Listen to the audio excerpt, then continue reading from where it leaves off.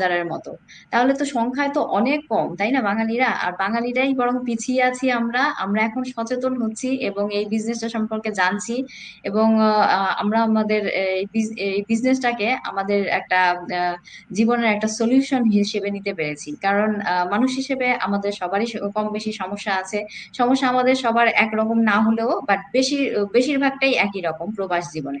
তো সেই কারণে এই বিজনেসটা এখন সম্পর্কে আমরা জানার পর, আমরা যে এটা থেকে প্যাসিভলি এখন ইনকাম করতে পারছি, পাশাপাশি ঘর সংসার সামলে এবং ফ্যামিলিকে একটা কোয়ালিটি টাইম দিয়ে ফ্যামিলিতে আমরা কন্ট্রিবিউট করতে পারছি, এটা যখন নিয়ে আমরা যখন জানলাম, আমরা বুঝতে পারলাম যে এই জিনিসটা ফেক নয়, তখন আমরা বাঙালিরা এখন সচেতন ভাবেই এই বিজনেসটাতে ঢুকছি, আমরা জয়েন করছি, এবং এটাই আমরা প্রমোট করছি যে এভাবেও ইনকাম করা যায়। তো এই জন্যই বলবো যে এটা শুধু বাঙালিরা করছে না, আমরা বরং শুরু করেছি।